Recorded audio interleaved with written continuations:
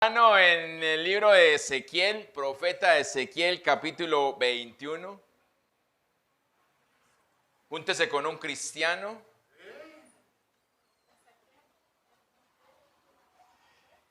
Eso no lo tenía, pero ahorita oraba al Señor y me daba esos versos para que iniciáramos esta mañana, para que usted y yo podamos reaccionar o podamos mirar hacia donde Él nos quiere conducir y hacia lo que Él quiere que podamos entender en esta mañana para poder vivirlo.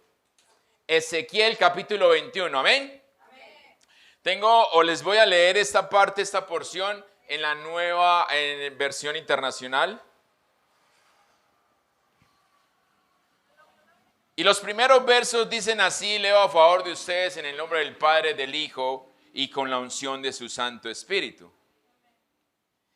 El Señor me dirigió la palabra: hijo de hombre, vuélvele la espada a Jerusalén. La espalda. Vuélvele la espalda a Jerusalén. Clama contra sus santuarios, profetiza contra la tierra de Israel. No, pero este era un diablo. ¿Cómo así que contra la tierra de Israel? ¿Sí o qué? Anúnciale que así dice el Señor: me declaro contra ti, desenvainaré mi espada y mataré a justos y a malvados por igual, puesto que he de extirpar de ti tanto al justo como al malvado. Mi espada saldrá contra todo el mundo, desde el norte hasta el sur. Así todos sabrán que yo, el Señor, he desenvainado la espada y no volveré a envainarla. Y tú, hijo de hombre, con el corazón quebrantado y en presencia de todo el mundo, llora con amargura. Y cuando te pregunten por qué lloras así, diles que es por la noticia de lo que va a suceder. Esta noticia hará que todos los corazones desfallezcan, que se dejen caer todos los brazos y que tiemblen todas las rodillas. Ya está por llegar, ya es una realidad. Yo, el Señor, lo afirmo. Amén. Ay. Cierre sus ojos y diga: Señor, prepárame para el día malo. En el nombre de Jesús. Amén y amén. Puede sentarse, mi hermano. Oiga, si alguien se levanta a profetizar contra nosotros, ¿qué decimos nosotros? ¿Qué es Dios? Cierto, lo llamamos demonio. Este diablo mentiroso que es lo que más se escucha, ¿cierto?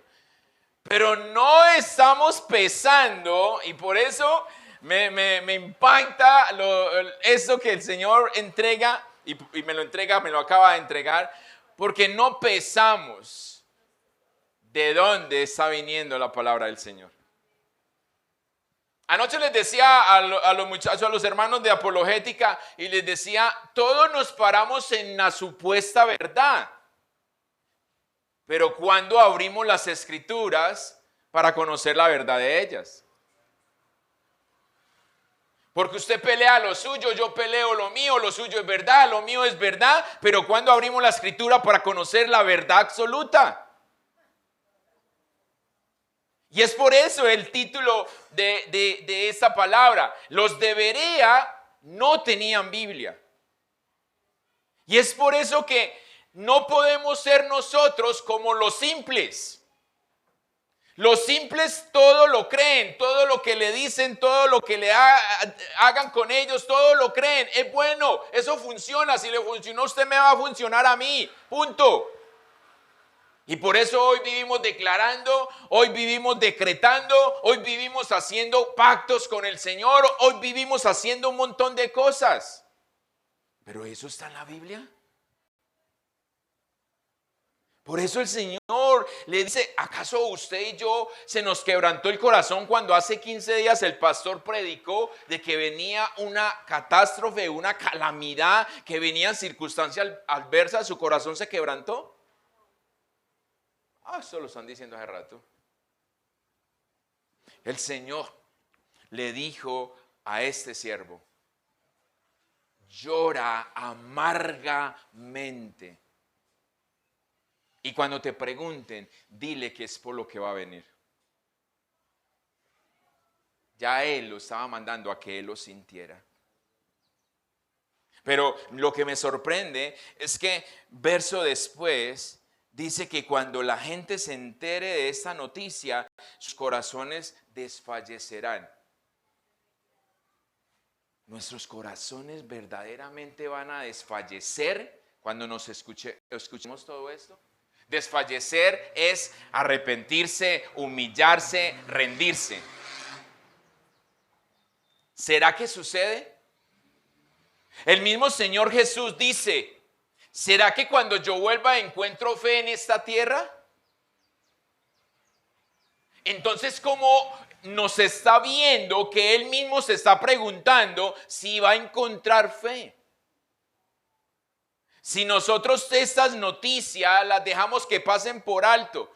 Ustedes se dieron cuenta que Israel el día de ayer fue bombardeado hasta Jerusalén por Irán. ¿Y qué pasó? Si somos de Israel, no nos duele que nos tiren piedra. Eso es allá ellos, nosotros estamos aquí, no nos pasa nada.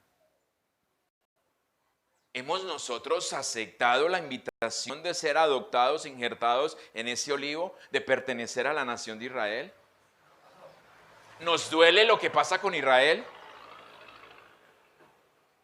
El Señor manda a su siervo a dar palabra no de maldición, sino de terror sobre su propio pueblo. Pero hoy, ¿qué pasa cuando alguien se levanta a hablar la verdad de Dios? Es señalado, calumniado. Pero el Señor dijo que esto tenía que pasar. Entonces, no sean como los simples que todo lo creen. Sean como los bereanos que todo lo escudriñan. Pero lo que me causa a mí curiosidad, o me causó curiosidad cuando investigaba acerca de los de Berea, es que ellos se escudriñaban, pero no tenían Biblia. ¿Cómo lo hacían? ¿Qué es lo que escudriñaban? Nosotros hoy sabemos que desde el Antiguo Testamento se habla de Jesús, pero lo sabemos porque lo tenemos en el Nuevo. Pero si no tuviésemos el Nuevo Testamento, ¿qué estaríamos diciendo? El pueblo judío no usa el Nuevo Testamento, ellos no creen en el Nuevo Testamento. Por algo están arraigados ahí, están esperando todavía al Mesías. Pero yo digo y pregunto, ¿será que tenemos mucha diferencia hoy frente al pueblo judío o frente al pueblo de Berea? Si hoy estamos sacando a Dios de nuestro contexto, hoy no se predica Biblia. Hoy se da un mensaje motivacional para que usted se sienta alentado y usted pueda salir. Y si usted es empresario, te va a ir bien. Y siembre y dé plata y esto y te va bien y ya. Pero ¿en dónde está el arrepentimiento? ¿En dónde está la rendición? ¿En dónde está el que el corazón desfallezca por lo que viene, por lo que va a suceder? ¿Acaso será que si se predica a los empresarios y se les dice todos ustedes van a quebrar, ellos van a decir aleluya Señor, eso es palabra tuya? No, nos tienen que decir que es que nos vamos a levantar, se va a multiplicar, que todo, no, todo a favor, todo a favor. Cuando Jonás predicó a Nínive, el rey fue movido cuando su corazón desfalleció a convocar un ayuno general. Y él dijo, ayunemos para mirar si la mano de Dios se voltea y en vez de destruirnos nos permite continuar? Todo lo que escuchamos de la Biblia nos tiene que llevar a meternos con Él. No a simplemente desde nuestra propia opinión o nuestra propia sabiduría simplemente decir, no, eso sí, esto, porque tomamos siempre a conveniencia. ¿Cuántos de ustedes cuando van a comprar la legumbre compran la mala? ¿Y para qué le echan esto aquí, cierto? Y empiezan. Pero cuando hay escasez, no, esa mala sirve, échela.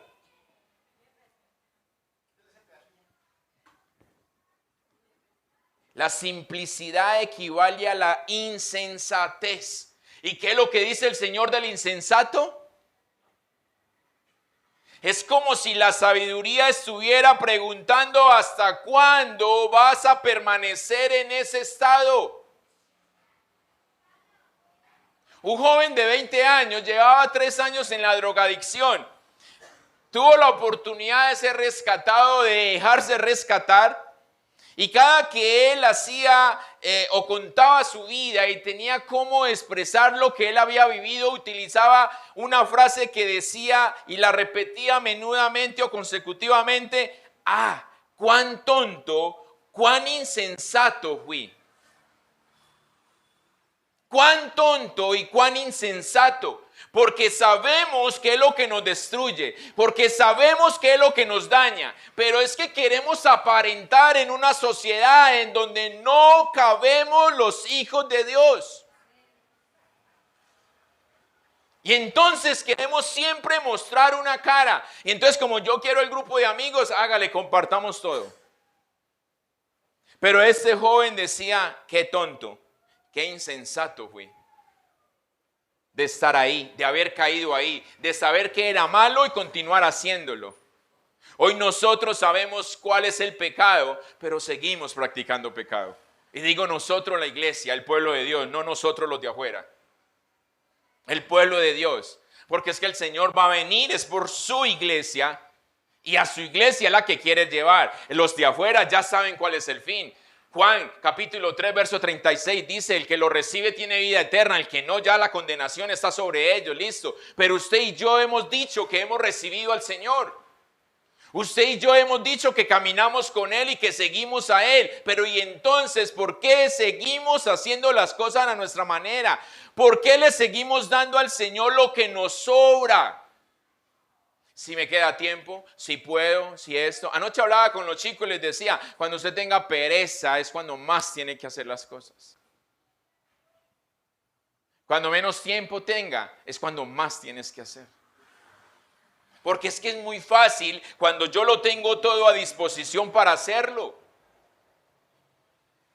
Entonces, ahora, la pregunta la podemos dirigir a cada uno de nosotros o aún a aquellos que están dentro de las drogas o en cualquier otra adicción. A los perezosos que no buscan el conocimiento de las Escrituras, y podríamos preguntarles por cuánto tiempo más van a permanecer en ese estado. ¿Por cuánto tiempo más van a permitir que lo malo los consuma cuando ustedes saben que es malo?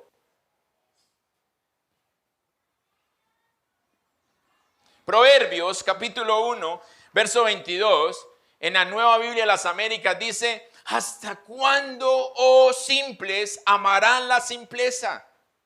Y los burladores se deleitarán en su burla, y los necios aborrecerán el conocimiento.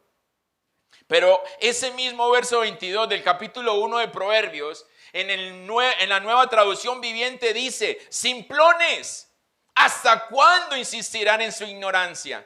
Burlones, ¿hasta cuándo disfrutarán de sus burlas? Necios, ¿hasta cuándo odiarán el saber? Salomón, el hombre más sabio que ha podido haber, estaba diciendo: hey, yo lo sé todo, lo conozco todo, lo probé todo. Y por eso hablaba vanidad de vanidades. ¿Por qué? Porque es que si sabemos hacer lo bueno y no lo hacemos, la Biblia dice que es considerado como pecado. Por eso la pregunta aquí de Salomón es ¿hasta cuándo? ¿Hasta cuándo? ¿Qué es lo que estás esperando? Ay, me está doliendo aquí. ¿Y cuándo va a ir al médico? Ay, no, es que todavía no me duele para ir allá. Qué pereza para ir allá. Entonces, ¿para qué se queja? ¿Para qué se queja si no quiere ir a que? No, entonces calladito. Ay, y ya cuando se le vuelva su así que el médico le diga no hay nada que hacer, entonces no llore porque es que usted esperó eso. Nosotros esperamos que venga la calamidad, que venga la tormenta para poder tomar una decisión.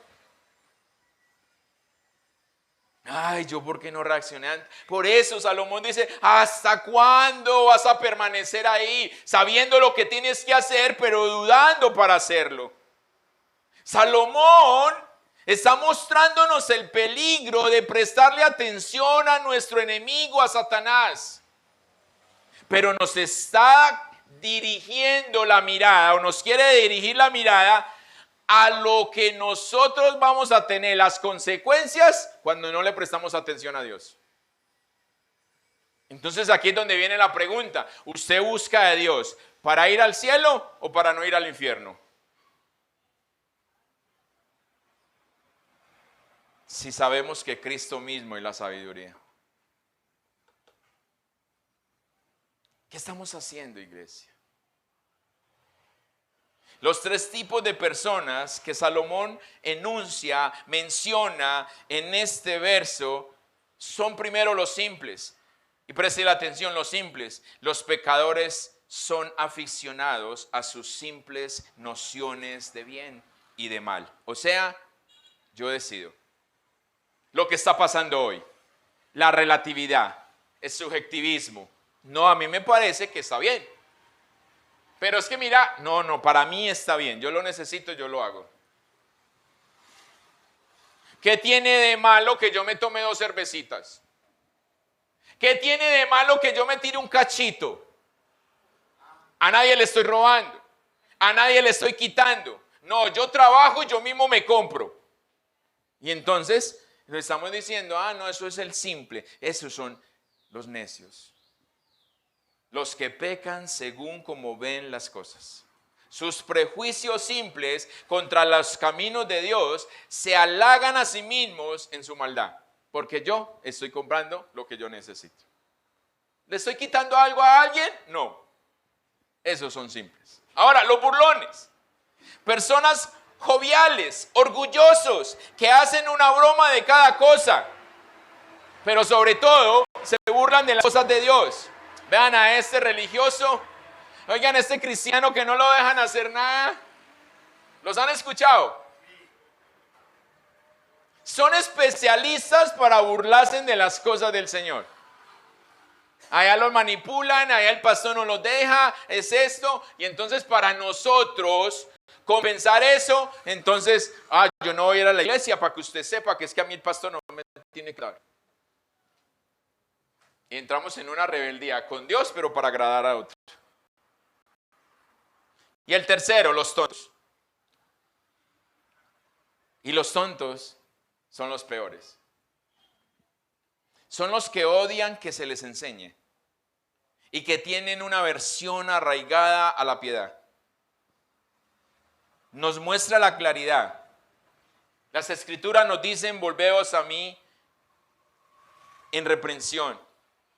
Pero nosotros, o los tontos, ¿qué es lo que hacen? ¿Cuál es el uso del reproche del tonto? El tonto utiliza el reproche para ser edificado o para seguir destruyendo. ¿Qué hace el tonto cuando llega a una enseñanza? Yo ya me la sé. Yo no necesito eso. ¿Usted qué me va a enseñar a mí si usted acabó de llegar?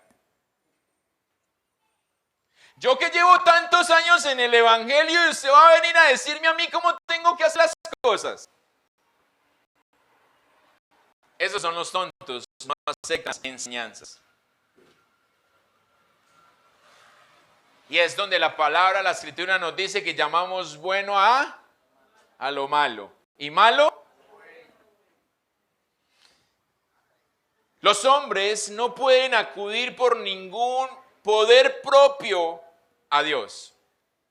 Pero Dios responde: he aquí, yo derramaré mi espíritu sobre vosotros, colocando sobre los hombres esa gracia especial, gracia que es necesaria para poder arrepentirnos.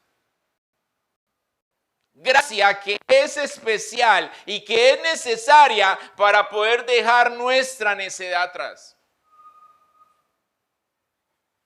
Eso hablando de los simples. Entonces la pregunta es: ¿nos quedaremos siendo simples hasta cuándo? Porque yo ya lo sé, porque yo ya lo aprendí, porque es relativo, porque a mí me parece que es que son muy radicales, son muy religiosos, como así, ¿cierto? Pero el Señor está diciéndonos con Ezequiel que Él va a desenvainar su espada. Oye, y si es cristiano, ¿por qué lo van a matar a usted? Diría el Rolo, ¿cierto? Oiga, chino. Porque es para unos y para otros. Pero nuestra simplicidad, ¿hasta dónde nos acompañará? Creyendo todo lo que oímos, pero no esculcando lo que verdaderamente se dice. Cuando usted y yo tomamos la decisión de seguir a Cristo, ese es el manual que tenemos que cargar. Ese es el manual que tenemos que seguir. Ya no el de allá, el que dice la televisión, el que dice la radio, no, ya nada de eso. Ya es el manual. Pero lo cogemos. ¿Cuántas veces has venido a la iglesia, escuchas a este humilde servidor y te vas inspirado para tu casa a tomar la Biblia para poder escudriñar a ver si lo que se dijo aquí era verdad? ¿Me dejan responder? Muy pocas veces. Para no decir ninguna. Y después escuchamos otra cosa por allá y entonces, ¡ay, ese pastor está diciendo mentiras por allá! Claro, yo ya sabía. Hechos capítulo 17, verso 11 y verso 12 dice: estos eran más nobles de los de Tesalónica, pues recibieron la palabra con toda solicitud, escudriñando diariamente las escrituras para ver si estas cosas eran así. Otra versión dice: para ver si lo que Pablo y Silas enseñaban era verdad. Estos, o sea, los de Berea. Ahora, ¿qué dice el verso siguiente? Y esto es lo bueno. Por eso muchos de ellos creyeron, así como también un buen número de griegos, de hombres y mujeres de distinción. ¡Wow! ¿Cuántos han creído por tu testimonio? ¿Cuántos han creído por lo que tú haces? O más bien, ¿a cuántos ha sido de tropiezo por lo que hacemos? Oiga, si ese es el cristiano, yo prefiero quedarme así.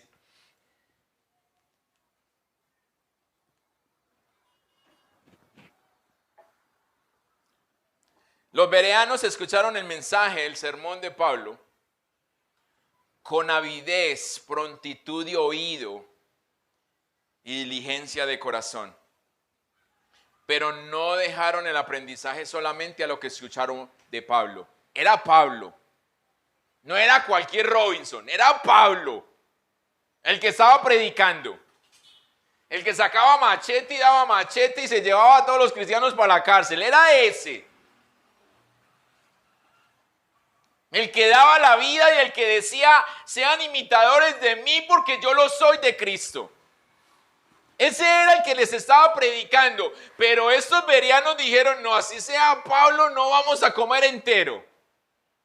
Vamos a ir a ver si es verdad que este libro dice lo que ese hombre está diciendo. En Tesalónica, si usted mira el contexto, no lo aceptaron a Pablo.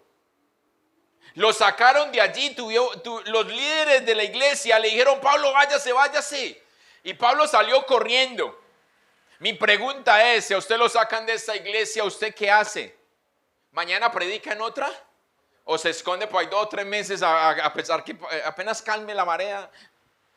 Pues Pablo lo echaron porque lo iban a perseguir o lo iban a matar o iban a atentar contra él y al otro día estaba en Berea predicando ya. Si los de allá no quieren esto sí, vamos a intentarlo. Pero Pablo no se echaba a morir él mismo a decir, no, pero allá no me recibieron, estos tampoco. No, él seguía. Su labor era predicar, su labor era enseñar. Eso hacía él. El que recibiera bien, el que no, problema de él. Pero ¿qué hacemos nosotros hoy? Por eso es que las adversidades nos tienen que impulsar a nosotros a seguir avanzando y no a retroceder. La adversidad la tenemos que ver como el problema, como la circunstancia que me impulsa, que me hace crecer, no que me debilita y me hace retroceder. Porque entonces, Santiago 1, verso 2, como dice la canción, bueno, como dice la palabra más bien, ¿no sería gozo? Sino, Señor, ¿y por qué yo si ayuno, oro, leo la Biblia, Señor, por qué me permites esto? Yo a veces pregunto y le pregunto al Señor, Señor, ¿usted por qué no nos responde cuando nosotros le decimos, Señor, ¿y usted por qué permite? Debería responder, ¿te acordás que te busqué un día en la iglesia y no fuiste porque estabas haciendo otra cosa? ¿Te acordás que tal día tal cosa, esto y lo otro? Y empezar a enumerarnos, a ver si a nosotros nos da vergüenza de volver a preguntarle a Él eso. Sí, o que debería el Señor sacar el listado. Yo te fui a buscar el domingo tal a tal parte y tú no estabas allá. Por eso es que estás viviendo esto. ¿Te acordás cuando te dije que hicieras esto y esperaste 2 meses para poder hacerlo? Te perdiste 2 meses. El pueblo de Israel estaba a 3 días de la tierra prometida. Y los que eran mayores de 20 años decían, no queremos ir allá. Entonces el Señor le dijo, listo, no vayan. Hasta que no se mueran no entran los de 20. Y dejó los de menos de 20, 40 años en el desierto, mientras los otros se murieron. 3 días. Y no quisieron. Porque todavía seguían con su mentalidad en Egipto. La carne que allá nos daban, no importa, nos daban rejo, garrote, látigo, lo que sea, pero nos daban comida también. No importa. Los de Berea quisieron ir más allá y examinaron las escrituras todos los días para constatar que lo que Pablo y Silas decían era cierto. Y esto dice la palabra que implica madurez y nobleza de carácter. Y esa palabra, nobleza de carácter, llamó mi atención. Yo sé quiénes son los nobles. No son los que tienen plata, no, esos no son nobles. Nobleza, la realeza, no. La nobleza de carácter. Yo digo, ¿cómo así? Aparte de noble, ¿tiene un carácter qué? Y el chismoso dice de la siguiente manera. Bueno, Google, pues, para que no me digan.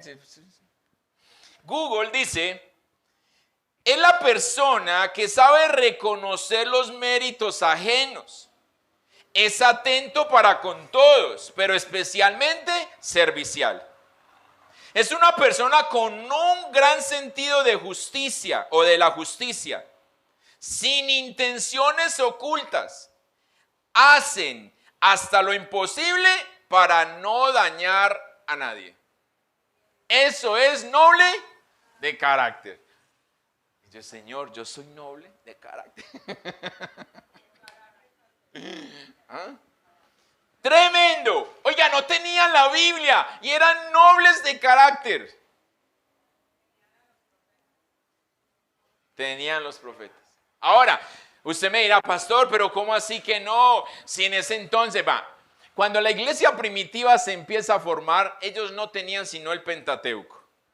Ahora, no lo tenían completo porque completo se encontraba solamente en el templo. Tenían ellos, la persona que tuviera un pergamino o un manuscrito de la palabra, era porque era una persona adinerada. No como hoy que descargamos la Biblia del internet y ahí nos quedó en todas las versiones que queramos y todo, no.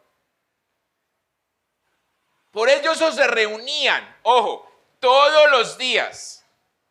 Yo digo, qué rico. Esta mañana hubo un debate un bien especial en el ayuno. Y yo digo, esos tiempos tienen que suceder más a menudo. Esos tiempos nosotros debíamos de provocarlos. No solamente cuando me invitaron a la vigilia, al culto, no solamente cuando me invitaron al ayuno, a la actividad, no. Hey, necesitamos reunirnos porque necesitamos escudriñar la escritura. Abramos, ¿qué dice aquí? ¿Qué piensas tú? ¿Cómo es esto? ¿Sí o no? Va y venga. Era lo que hacían los de Berea. Los de Berea no tenían sino un manuscrito. Y como dice la pastora, tenían los profetas, pero era la voz del hombre. Por eso ellos tenían que venir a la escritura para poder cerciorarse que lo que hablaba Pablo, hablaba Silas, hey, ¿cómo era? ¿Cómo lo tenían? Pero ¿qué hacemos nosotros hoy porque tenemos pereza, tenemos afán? Porque es que yo no puedo dejar de hacer esto, yo puedo dejar de hacerlo, yo puedo dejar de congregarme, de orar al Señor, de buscar a Dios, pero yo no puedo dejar de hacer las cosas personales. No, eso no se puede. Pero como Dios me entiende, entonces yo aplazo a Dios porque tengo que hacer primero lo mío.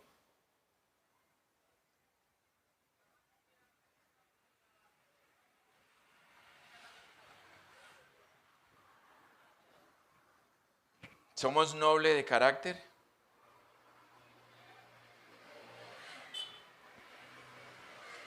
Ahora, vámonos a otro extremo. Los de Berea no eran creyentes. No eran cristianos. Pero ellos iban a la sinagoga, así como los religiosos hoy, o como éramos usted y yo antes, íbamos a misa. ¿Cuántos iban a misa? Yo de vez en cuando, pero iba. Y yo con una vez al año basta, ¿sí o qué?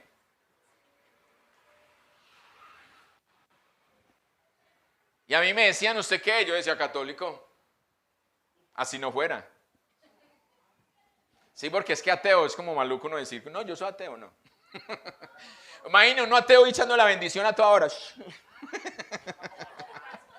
¿Usted qué es ateo? ¿Y tú por qué persina? Ah, no, por si las moscas. ¿Sí o qué? No, no. Entonces uno, ¿usted qué? Católico, católico. A mí me enseñaron católico. ¿Y por qué no va a la iglesia? No, esos curas que no. Y hablábamos así como hablan hoy también de los pastores y de todos.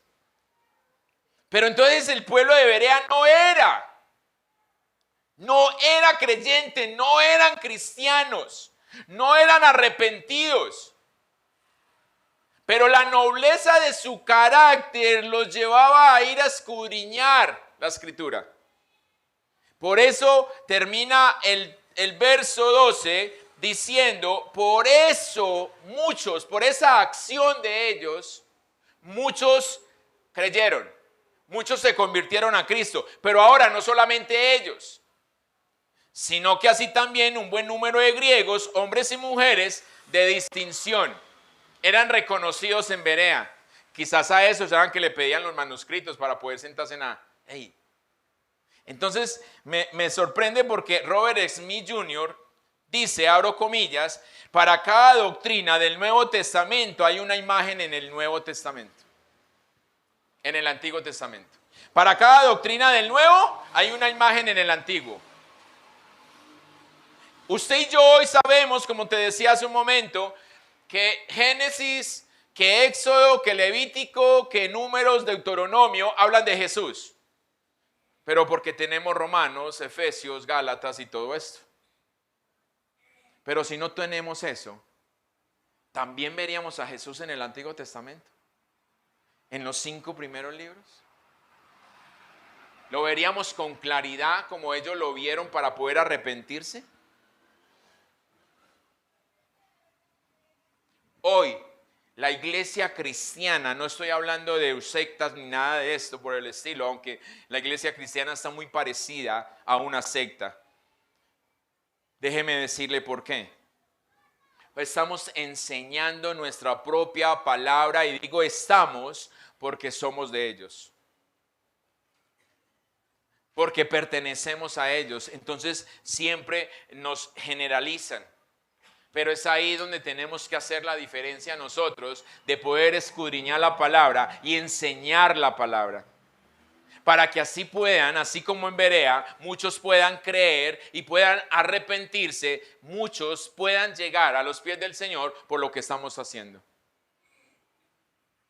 Pero si nosotros, en vez de esto, nos paramos a pelear, a defender nuestra posición, simplemente, entonces la escritura ¿dónde queda? Yo sigo diciendo, y que el Señor nos perdone, porque porque me sé la Biblia, no la abro. Entonces el nuevo que llegó ya quedó en su mente que no necesita la Biblia. Y entonces es por eso que se está yendo más bien a consultar al internet y no a este manual. Entonces pelean, yo digo, ¿por qué tienen que pelear en eso? Ey, ese que les cuesta, abra la Biblia, enséñele. En una reunión de pastores, unos pastores decían, es que cuando nosotros nos convertimos, lo que cargábamos para la iglesia era Biblia, cuaderno, lapicero y los signos. Ese era nuestro equipaje. Y yo les dije una vez, ¿y por qué dejaron que eso se perdiera? ¿Por qué dejaron que eso se perdiera? ¿Cuántos tienen Biblia? Levante su mano. Mentira, no la levante. Porque decimos, no, abro el celular allá. El Señor dijo, escribió el novio de Julana. ¿Qué dijo? Y oiga, yo no entendí qué fue lo que dijo el pastor. Es que este me escribió. Me tapó la letra de la Biblia. Y entonces, volveos a las sendas antiguas, dice el Señor. Y cuando nos está diciendo volvamos a la senda antigua, no nos está diciendo que nos quedemos allá en la antigüedad, que no nos modernicemos. No, nos está diciendo cuide los fundamentos, cuide los principios, porque el fundamento y el principio de Dios, aunque el mundo se modernice, no cambia. Entonces nosotros no podemos dejar de leer la Biblia, de instruirnos a través de la Biblia. Y no podemos dejar de enseñarla porque no la sabemos. O porque me la proyectan en las pantallas. Es toda aquella iglesia que tienen todos estos artefactos y eso. Sí, la proyectaron allá. Ay, no, yo puedo llevar Biblia si allá me la presentan en la iglesia. Van a encartar con eso. Es por eso que desde ahí escondemos el evangelio. Es por eso que Pablo dijo, no me avergüenzo del evangelio, porque este es ¿qué? Poder de Dios. No me avergüenzo del evangelio. Por eso Robert Smith dijo, para cada doctrina del Nuevo Testamento hay una imagen en el Antiguo. Pero mientras nosotros no nos sentemos con cuidado, con atención, con diligencia, no vamos a ver la imagen del Antiguo para el Nuevo. Entonces por eso vamos y nos gusta Pablo, es que Pablo habla así. Cuando Pedro dice en su primera carta que Pablo habla muy fuerte, cosas que ni siquiera él mismo puede entender. El mismo Pedro, el que mocha orejas, el que lloró amargamente. Entonces la pregunta, mi hermano, es, ¿ustedes tienen carácter noble cuando escucha el sermón de su pastor? ¿Cuán madura es tu fe? ¿Todavía te alimentas con leche o ya pides sólido? ¿Qué estamos haciendo? Porque todo esto nos tiene que llevar al fin que llevó a los de Berea. No armar debates, polémicas, conflictos ni nada de esto, porque la misma escritura nos dice que ella no es ¿para qué? Para contender, para pelear. Ella no es para imponer nuestro razonamiento, no, sino que Todo esto tiene que ser para tomar el conocimiento a través de las Escrituras, pero para que otros, ¿qué? Se arrepientan. Para que otros puedan creer en nuestro Señor Jesucristo. Cuando usted y yo queremos imitar a los bereanos, lo que necesitamos hacer es surgir y permitir que la fortaleza sea en nuestra fe, la fe en el Señor. Hoy pedimos fortaleza para los problemas, hoy pedimos fortaleza para las circunstancias adversas, pero se nos olvida que la fortaleza es la fe para permanecer firme. Entonces lo hacemos, Señor, es que ayúdame, fortaléceme para superar esta prueba. Y si el Señor nos hablara como debería de hablarnos, debería de decirnos, ¿y cuál es tu fe? ¿No te he dicho que si crees, todo es posible? ¿No te he dicho que si crees, verás la gloria de Dios? Pero no, fortaléceme, Señor, para pasar este ratico. Eso que venga después. Nos estamos quedando en el hoy y en el ahora. Y no en el ya. Porque el ya es lo que sucede en Dios. Lo que salva y santifica en la persona y la obra de Cristo predicada desde las Escrituras. No es la influencia, no es el ánimo que te pueda infundir, no es lo que yo pueda darte para que usted declare la palabra. No, no es eso. Es la obra, es la persona de Cristo predicada desde su Escritura. Por eso, si el mensaje no es cristocéntrico, estamos comiendo palabra de hombre. Si nuestro mensaje no está basado en Cristo, sino en mis experiencias, en lo que yo he pasado, entonces no estamos hablando Biblia. Tengo que sacar el libro Robinson. Dice: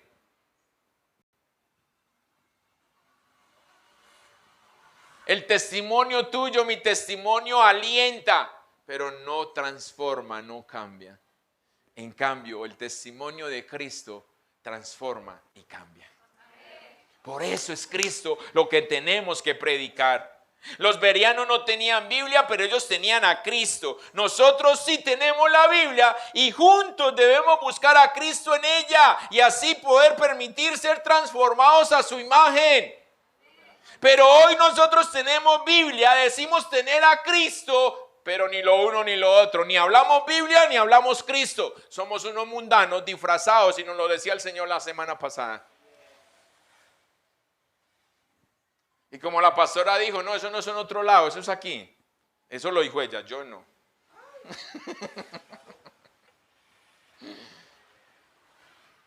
No, porque vengamos a la iglesia, somos cristianos. Cristiano representa la vida que somos. No nos ganemos, no nos engañemos a nosotros mismos. Yo soy consciente que mis hijos no son cristianos.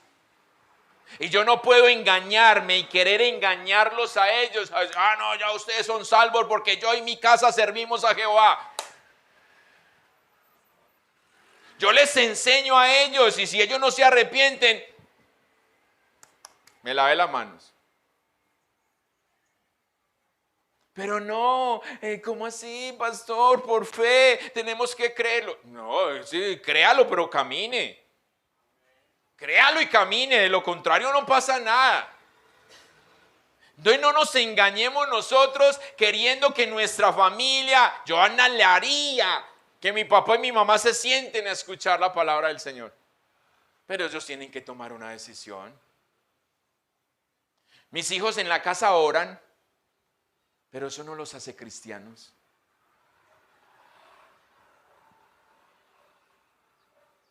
Entonces no nos engañemos y no queramos engañar. Porque es lo que está sucediendo. Pero como eso nos conviene, amén, pastor, amén, amén, yo tomo esa palabra. Pero no pactan por ella tampoco. No, iglesia, no nos dejemos engañar de todo esto. ¿Cuánto necesitamos hoy aprender a oír, a escuchar con atención la palabra de Dios? ¿Cuánto necesitamos sacarle tiempo? Usted ve por ahí en las redes sociales, ay, todos así con la Biblia, un tinto allá, las florecitas y la foto. ¿Y dónde está el que está estudiando? Eso debería ser desde allá atrás, así, en donde usted esté ahí llorando amargamente y le tomaron la foto. De pronto ahí puede tener validez. Pero, ay, la Biblia nada más. Ah, no, excelente. Ay, no, pero ya hice mi devocional. Ey, ¿qué estamos haciendo, iglesia? Estamos siendo de farándula nada más, pero con farándula no entramos al reino de los cielos, nos vamos a quedar en la puerta, si acaso llegamos a la puerta. Las 5 imprudentes llegaron hasta la puerta, pero cuando el Señor la cerró no estaban ahí, estaban en la tienda tomando tinto. Es que tómese un tinto mientras le llenamos ese frasco de aceite. ¡Ey! No están en la puerta. Entonces no, nosotros no vamos a llegar a la puerta con buenas intenciones. Señor, tú sabes que si yo tuviese el tiempo te lo daría. Es que el tiempo lo tienes, pero no lo quieres sacar.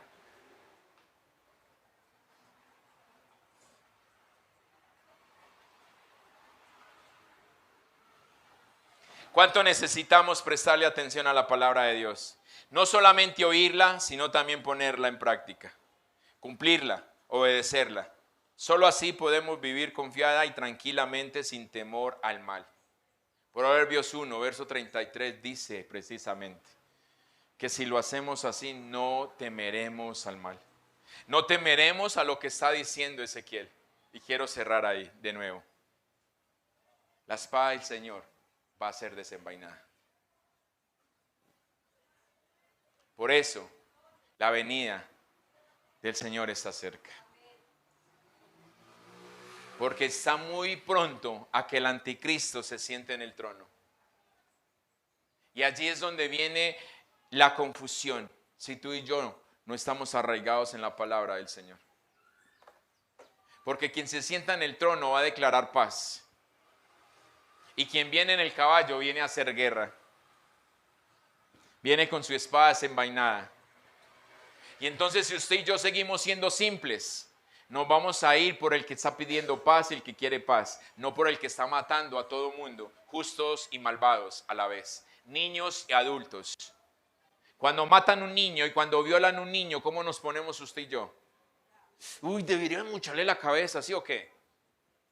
Como buenos cristianos decimos, uy, no decimos que lo perdonen, sino que le mochen la cabeza.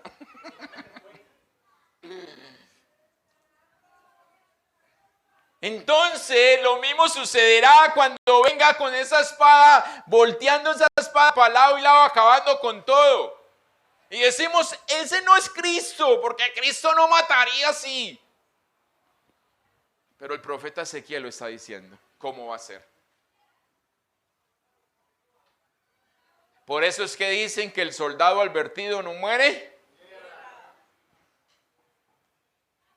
Fue advertido ya. No se muera antes de llegar a la puerta, yo. Por eso, iglesia, si los de Berea no tenían la Biblia como la tenemos tú y yo hoy, y escudriñaban, y creían que es imposible para usted y para mí creer sabiendo que la tenemos.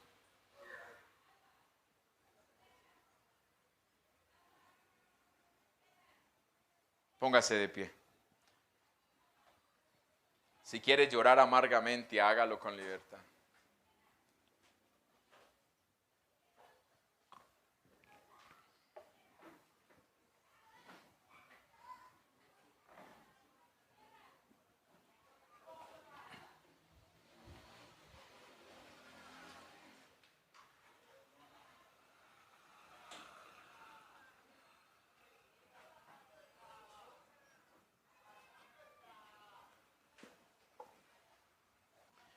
¿En qué momento nos sostendrá el Señor?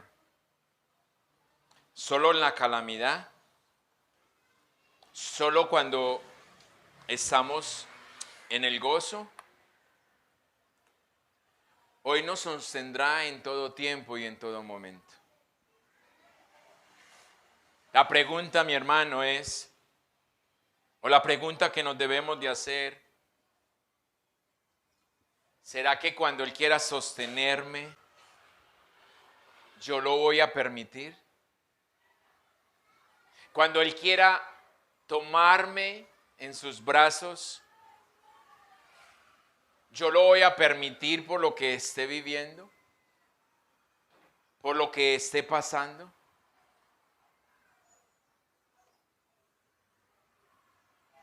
Llora amargamente, le dijo el Señor a su siervo.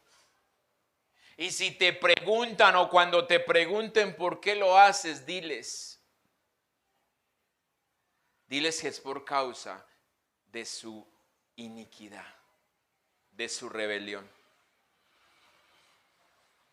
Y que cuando escuchen esto y vean esto, su corazón pueda caer rendido. Hoy lo escuchamos, iglesia. Hoy vemos cómo sucede a nuestro alrededor. Hoy estamos dándonos cuenta cómo Israel, nuestra nación, está viviendo estos días malos. Pero que tanto nos dolemos con ellos. Que tanto usted y yo clamamos por Israel. Que tanto usted y yo oramos por la paz de Jerusalén.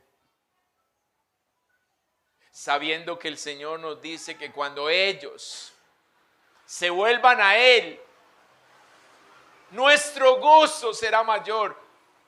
Para que nuestro gozo sea mayor, dependemos de ellos. Pero ¿cuánto clamamos por ellos? ¿Cuánto nos duele esta nación? Pero para que podamos sentir ese dolor, necesitamos ser como los de Berea. Necesitamos escudriñar la Escritura. Necesitamos profundizar en ella para poder darnos cuenta que Cristo, siendo Dios, no se valió de esto para venir a hacerse semejante a nosotros, para mostrarnos el camino, para decirnos que nos apartemos, para decirnos que nos entreguemos, que nos rindamos a Él, que confiemos plenamente en Él, porque sin Él no somos nada, pero con Él lo tenemos todo. Padre, gracias. Gracias por la oportunidad que nos das de poder ir a tu palabra, Señor, a este manual que nos has dejado para instruirnos y direccionarnos. Perdónanos por nuestra pereza, por ser tercos y necios, de querer lo fácil, de no esforzarnos un poco, sino de simplemente querer comer lo que ya está hecho, Señor. Y como comemos lo que está hecho, Señor, comemos cualquier cosa. Ayúdanos. Ayúdanos, Señor, para que podamos cada día, Señor, encontrarte.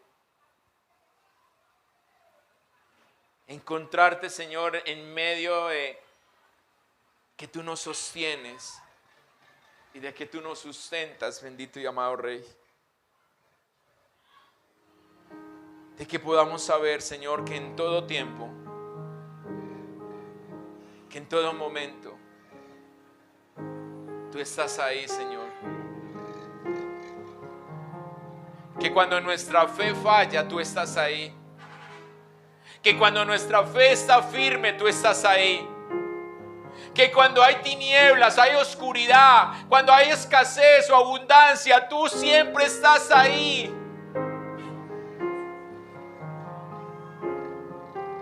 Y podamos vivirte a raíz de esto, Señor.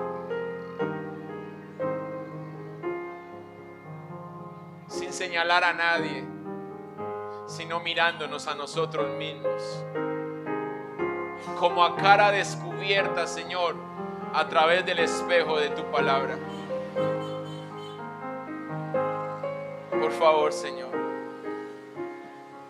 que podamos ver cómo tú nos sustentas y nos sostienes hasta el día en que tú nos llames o hasta el día que tú regreses. Gracias, Padre. Gracias.